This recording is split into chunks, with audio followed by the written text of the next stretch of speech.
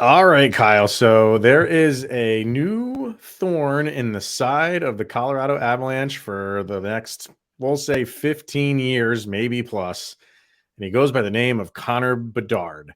What the Chicago Blackhawks winning the NHL draft lottery means for the Colorado Avalanche and even the Central going forward. New episode of Locked On Avalanche coming at you.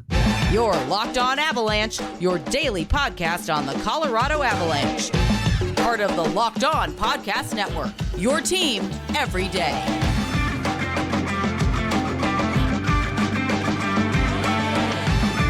All right, everybody, welcome to the Locked On Avalanche podcast. We're part of the Locked On Podcast Network, your team every day. I am your host, Chris Maselli. With me, as always, Mr. Shaggy Von Doom, Kyle Sullivan.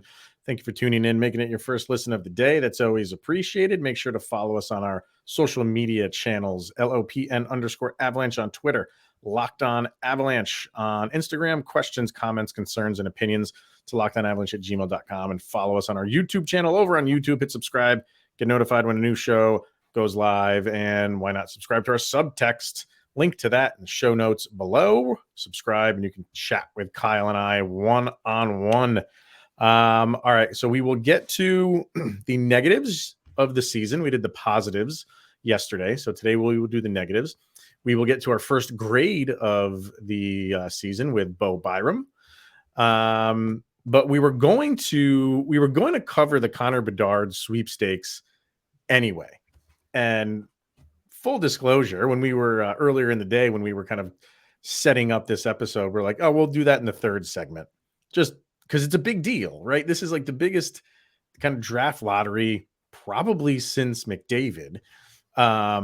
And we were like, yeah, wherever he goes, we'll just talk about it in the third segment. What's it mean for that team? What's it mean for the league? Obviously, stuff like that.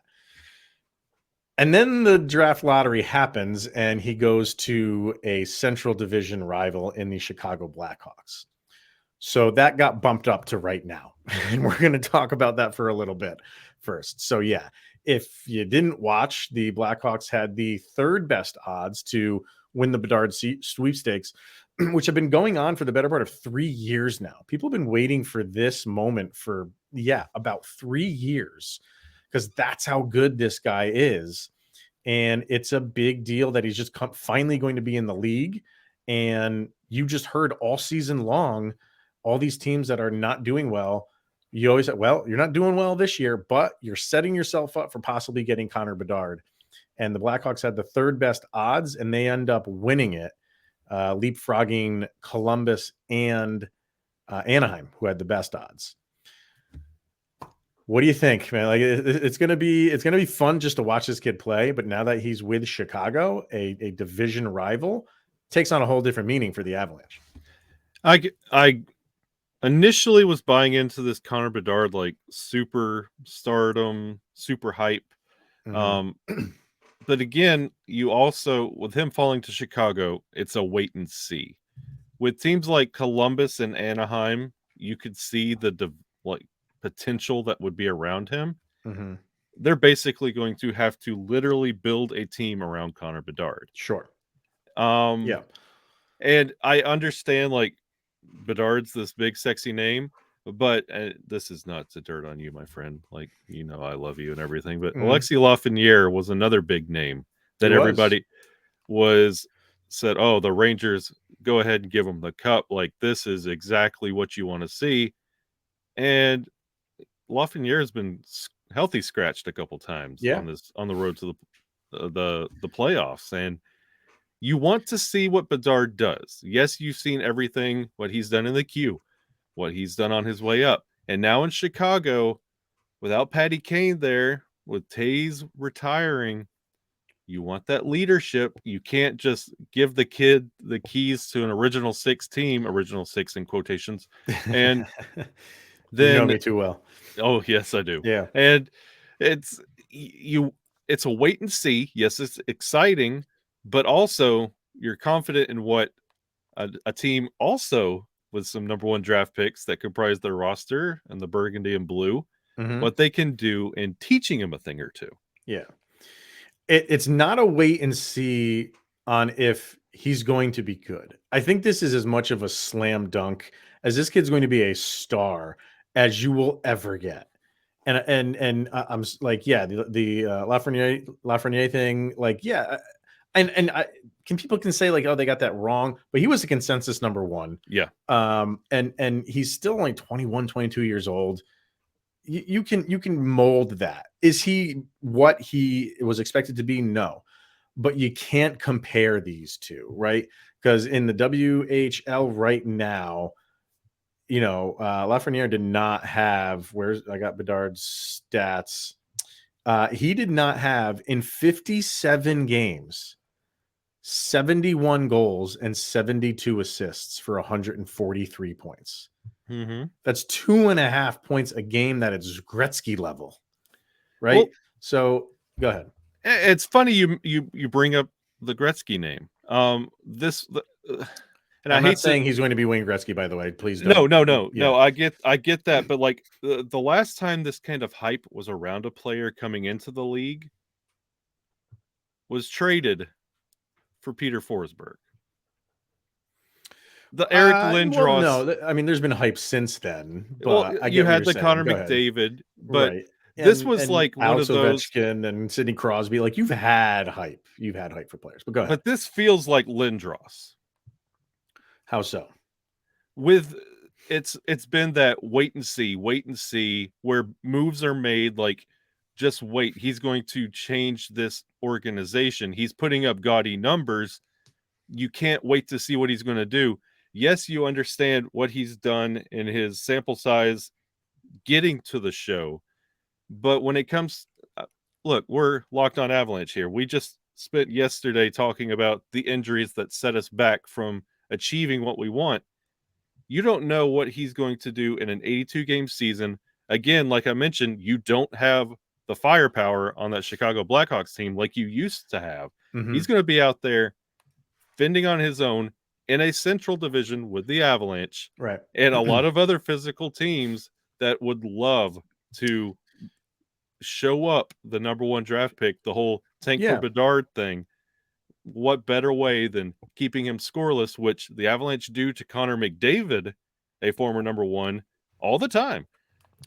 Short term, it's going to be struggle for him because the team is not going to be good.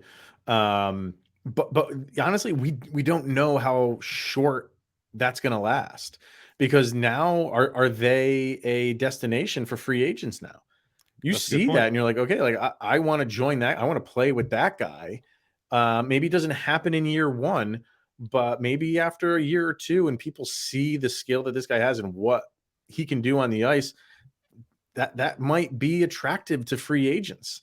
And you get that. You'll probably get that this year in free agency with them, with getting a guy or two that they wouldn't typically get just by saying, like, I'll be part of this rebuild now. It just accelerated it. The Blackhawks had a 5-year plan on this rebuild, and that got bumped up probably by 2 years just by getting this guy eventually in the draft. So he would have been better off hitting the ice running if it was Anaheim or Columbus. Yeah. Because they have better set pieces in place than Chicago does. Chicago just got rid of all those set pieces. But does someone like Kane come back? I don't know if he wants to. I think that might be he wanted to go to New York for a reason.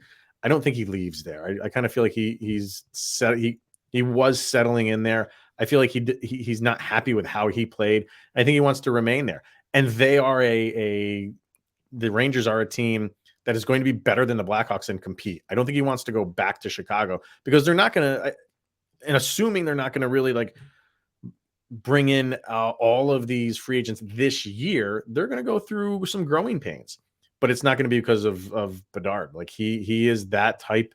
You use that term of generational talent. He is that. And I don't, like I said, I think in any sport that has, these top draft picks, and you always try to say, well, you can't pick wrong with the first pick. You have to pick that first pick right. And the Avalanche did it with Nathan McKinnon, obviously, so you got that right. This is the biggest no-brainer of no-brainers for Chicago. And this is where it starts for them to start to get better. And once that happens, like I said, it might not happen for a year or two, but once they start putting the pieces together and he's the focal point of that, this is going to be, they're going to be a team that the Avalanche now have to deal with, like I said in the beginning, for the next 15 years plus. And you can't avoid that now. You can avoid it for this next year, probably, because he's going to have growing pains too. It's not like he's going to jump into the league and then continue to put up those type of numbers. Nobody's going to do that. But for those, for the first couple years, you're not going to really have to worry about it too much. But like I said, once Chicago gets going and starts signing players and their previous draft picks start coming up through the ranks, watch out. And they're going to be a team to reckon with, and the Avs have to deal with that. And the Avs kind of opened the door on how you build a team like this from the ground up, because the Avalanche did it. Connor McDavid and Austin Matthews are the last generational #1 draft picks, and both of those teams were not built the right way.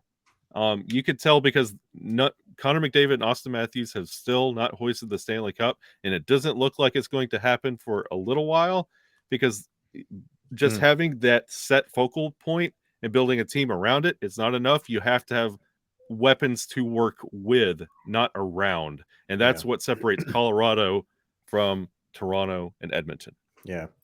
And the last thing I want to get to with this, I know we're going a little bit long in this segment, but it's kind of a big deal. All over social media is, even trending on Twitter as we're recording this, is #rigged. People think this was a rigged lottery. I can't think of a lottery where people didn't think it was rigged. Have we ever had a lottery people were like, that went exactly according to plan? No.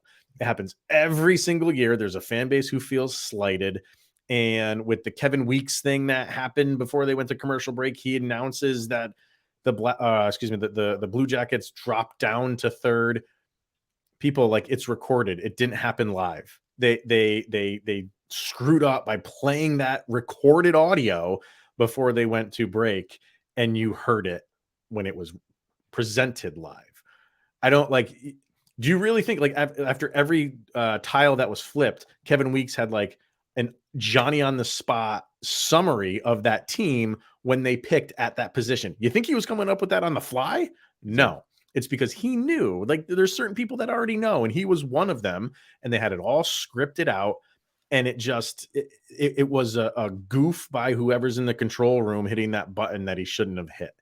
But when it's out there, the masses run with it, and we get #rigged. I'm not the conspiracy theory draft lottery person, but they will always be those people, and they make it fun and entertaining.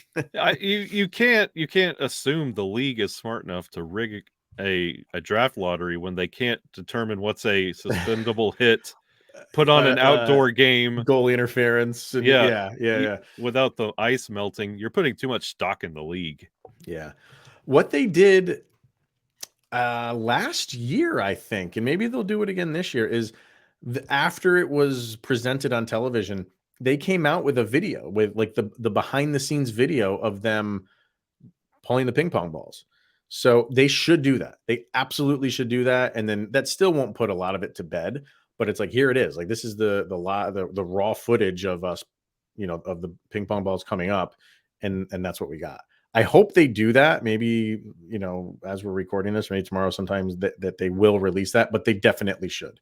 Yep. Knowing that people, no matter what the outcome, are going to say it's rigged, they definitely should release that. So. Yeah. But the NHL will never get it right. Yeah. So at this stage in the game, what can you expect?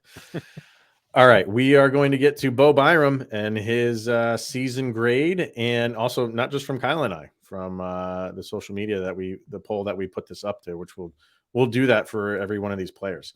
All right. But first, we're going to hear from Indeed, and there is no I in team, but there is one in Indeed, and that's the hiring platform you need to build yours. When you're hiring, you need Indeed. Indeed is a hiring platform where you can attract, interview, and hire all in one place.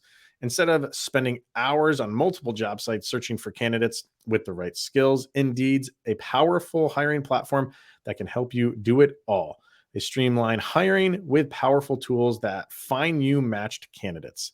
With Instant Match, over 80% of employers get quality candidates whose resumes on Indeed match their job description the moment they sponsor a job, according to Indeed data.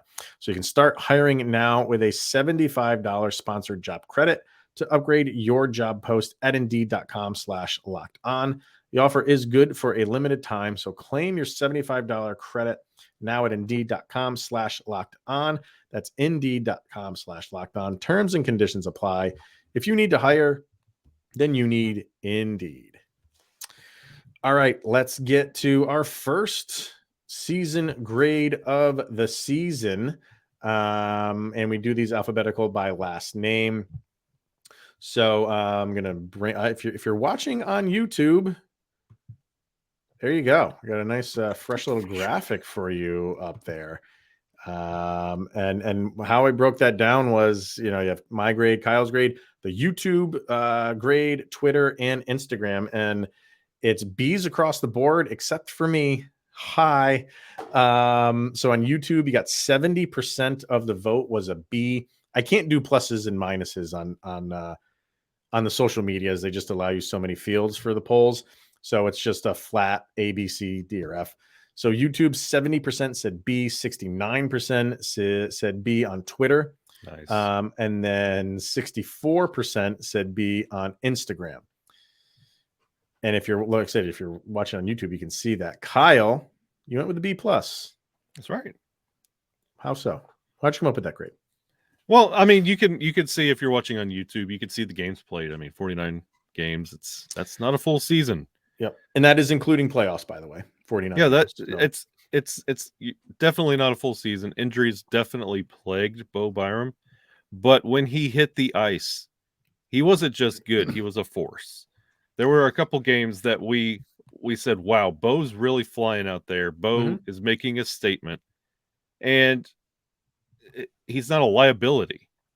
And when you are grading individual talent and effort, and Beau gave 110% when he was out there. Sure. If he was, and this is going to be a kind of a grading technique going throughout these grades, what you saw giving effort 110% or not is going to affect your individual grade, because there were so many times that the Avalanche could have packed it in and said, nope, the Central doesn't matter. Let's just get to this point healthy. Let's just get through this.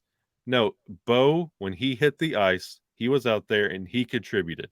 Granted, the points weren't up there through the roof, but he was a force. And something you want to see possibly with Cale Makar eventually, like playing around with that defensive pairing. Like, you saw a lot of positives from Beau that I really, really liked. Oh, absolutely. I don't think that really can be debated. I think he is trending in the right direction without a doubt. Right. And he honestly is becoming like one of my favorite players on this team to watch, because you just see all of the tools there. They just haven't come together yet in him being that dominant force of a defender. And that's why I went with a C+. So I think he's like hovering there. And what hurt him? Yeah, like another season with injuries. So that doesn't help. And, so with 49 games played, including the playoffs, he's got a total of 27 points. He had 3 assists in the playoffs. So 24 points during the regular season. That's just over a half a point a game, right? And for someone that is an offensive-minded defenseman, if offense was not in his like repertoire, like he was more defensive focused, but he's both. He is a smaller version of Cale Makar. Yeah, he's a great defender, and his offensive ability it's there. And he's trying to he takes shots every opportunity he gets. For some reason, they just were not going in terms of goals. I think that turns around. I don't see that continuing. He's going to figure out if he can just put a full season together and not be injured, I think that takes care of the points thing, because then he can just get into a rhythm. And that the points just come. We say that about Nathan McKinnon all the time, right? When goals aren't there for him, just let him keep shooting, and look what happens.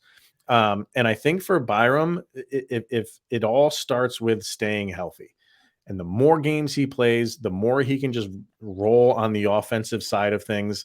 But he should be better than a 0.5 points per game player. He should be better than that. And so that's where I ding him a little bit, because his defense, I love his defense. Yep. He's a fast skater. He's even with those concussions, and we always talk about it, we don't like that he's as physical as he is, but he is. Like, he's a good defender. He can be physical if he wants to. I got no problems with him on the defensive end. But the way that the game is played now is defenders also need to be on the offensive end. He has that mindset. It's just not clicking for whatever reason. And I just feel like it's because he doesn't have enough games played and he can't get into that flow. Yeah, you could see with a +8 and the plus minus, like, he's not a pylon out there. And amongst your peers and on the defensive core, we'll address this later on with some grades, there are some that are pylons. And he's not just contributing, like you said, he's offensive and defensive. He could give you both. Like, he lays the hits. He's not a pylon. He's putting people on a poster. Like, he's driving that shoulder. He's not a liability. And with the season going the way it does, like, you have scorers. You have Nathan McKinnon and Mikko Rantanen and Cale Makar. You're going to get goals. Like, don't overplay trying to get those goals. And Beau doesn't do that. Mm-hmm. Yeah. And I feel like, he's on the second unit for the power play a lot. So you're getting a lot of opportunities there. Granted, it might only be 30, 45 seconds, like the scrub time of the power play unit, but you're on it, and that should kind of formulate a few more points here and there, but it just doesn't seem to be happening. But and I kind of gave him this C+ grade because of what he can be, right? Yeah. Like, we kind of have to grade on, I do anyway. Yeah. Of what they like. Did you reach your potential? Yeah. Beau Byram has potential through the roof. Yeah. And he's an A+ player. Right. And he's there. Like, you can see it. Yeah. And then when you just kind of like read the stat lines and stuff like that, like, wow, he didn't have any points today. Like, but you said it earlier, the effort level doesn't stop. And that's for a lot of the players on the Avalanche. So I they're going to lock him up for, well, you talked about that too, if it's a bridge deal or not. But I think he's going to have a very long, successful career with the Avs. And how we were just saying with Connor Bedard, once it like clicks for him, I'm not saying it's not clicking for Byram, but the lack of games played and the injuries definitely plays a role into just getting a flow going game after game and getting into that flow of the season. And you see it a little bit when he stays healthy. Yep. So that's where I'm going with C+ with Beau Byram. Who do we have next up? I don't have it. Oh, wait, here we go. Andrew Cogliano is next. So we'll put that up tomorrow, and that will get his grade for that one. So there's that. There's the Beau and Byram grade for last year. All right, last bit of stuff to get to today. Like we said yesterday, we did the positives for this past season, and now we jump on the thing that everybody loves to talk about, and that's the negatives. And obviously, there's a lot of them for the Avs, not at least making the Stanley Cup final and repeating, or at least given the opportunity to try to repeat, is definitely one of them. And I'm assuming you're going to start with the injuries, or are you not? Are you starting somewhere else?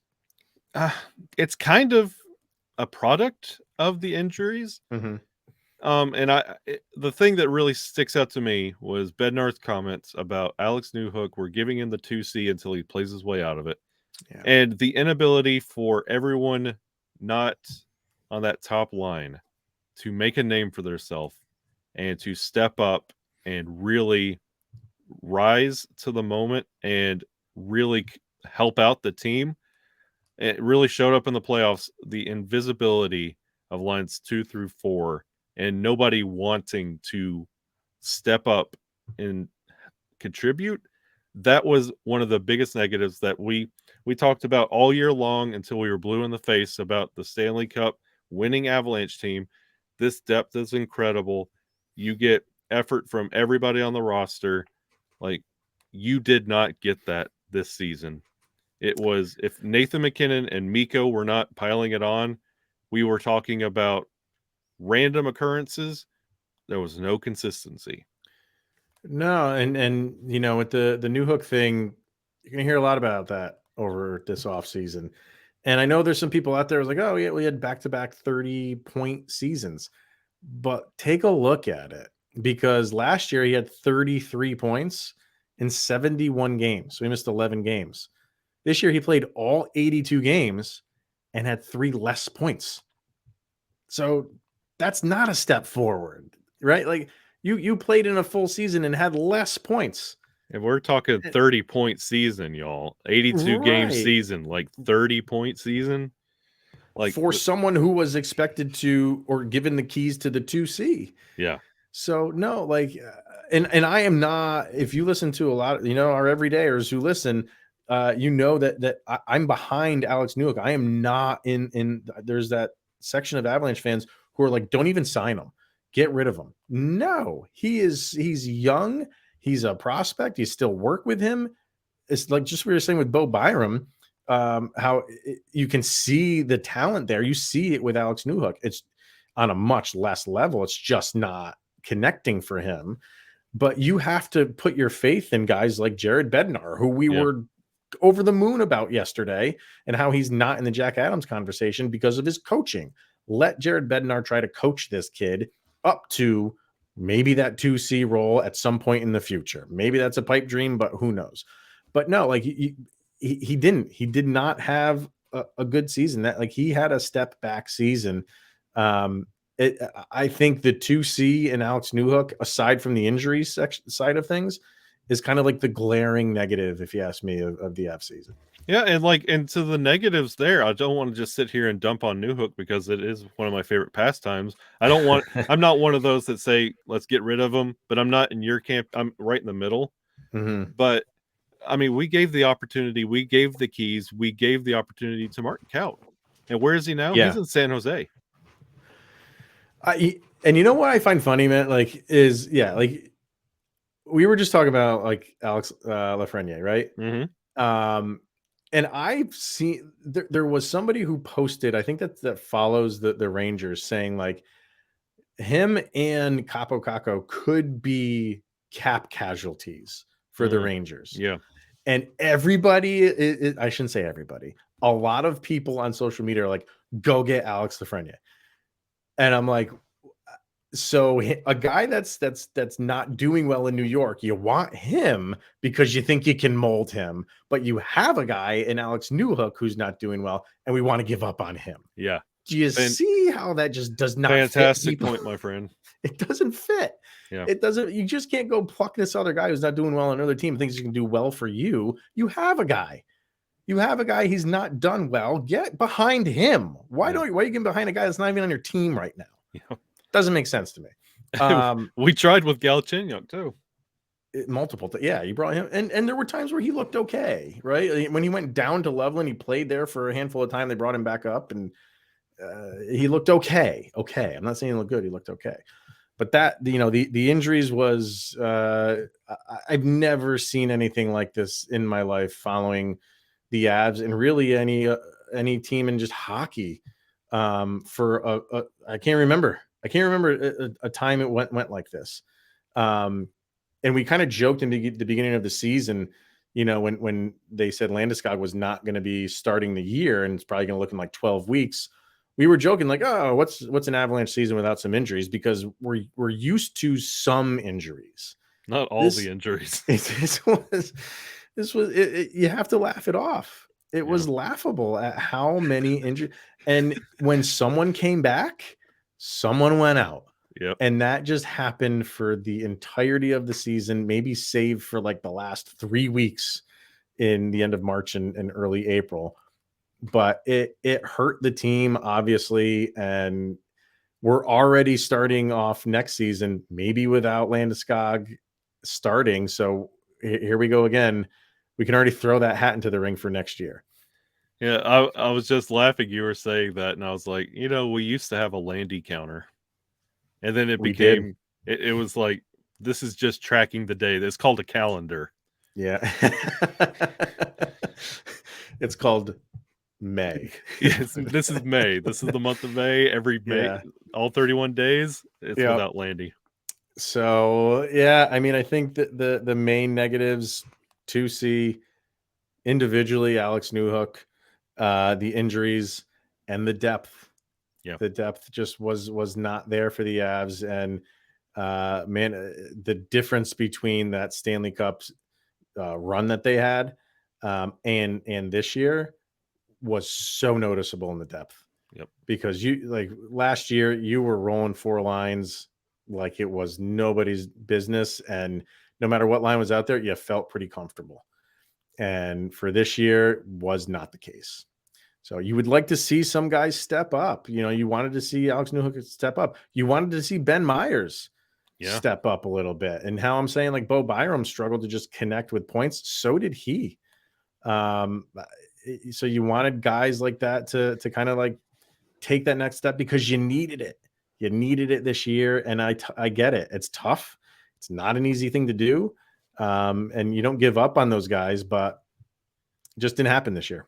And you mentioned briefly Loveland, where the beginning of the year was basically half Avalanche, half Eagles, and then you didn't see another member of the Eagles for the remaining 2 months.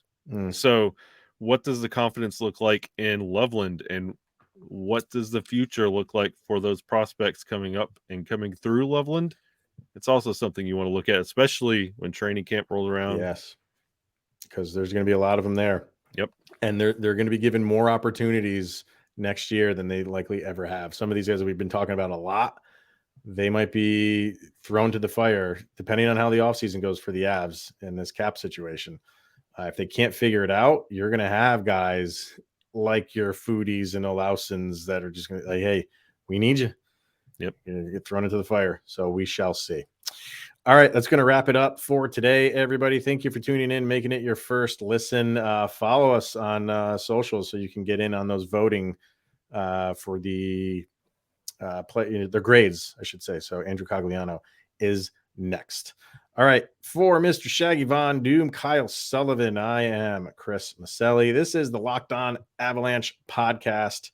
Thanks for tuning in, and we'll see you guys tomorrow.